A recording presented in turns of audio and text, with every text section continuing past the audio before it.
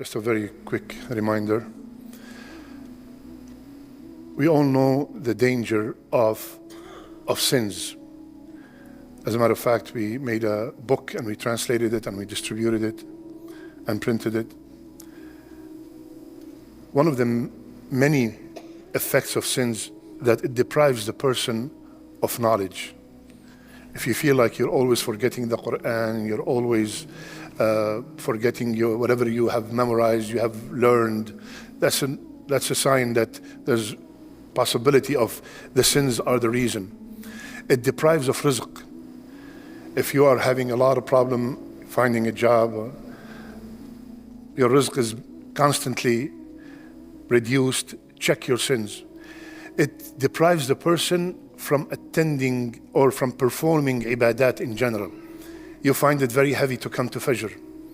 You find it very heavy to attend Isha. You find it very heavy to pray. Check your sins. Many, many effects of sins. The wars that we are seeing in the world, in the Muslim world, one of the main reasons is the lot of sins. So the sins in general, they cause a miserable life. And of course, it's very easy to tell the person, stop the sin. It's easier said than done. And some sins, they're addictions. So they need a lot of practice and a lot of training in order to get rid of them. So today, I want to share with you something that now many of us, alhamdulillah Rabbil Alameen, are not, if not all of us, are not committing those major sins. So in order to prepare myself in case I was faced with something like this, let's practice this. And the practice is train yourself to cut down from the halal. Cut down from the extra halal.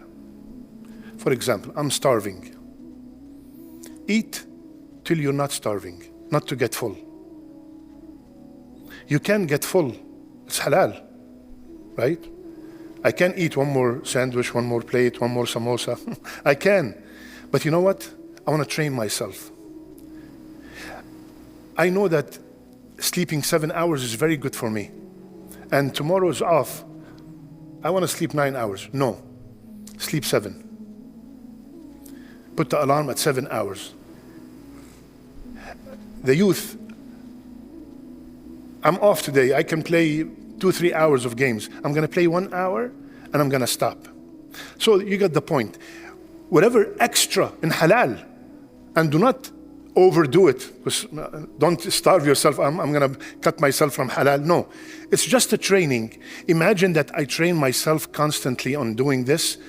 So when it comes to staying away from something haram, it will become much easier because I already have trained myself to stay away from the extra halal.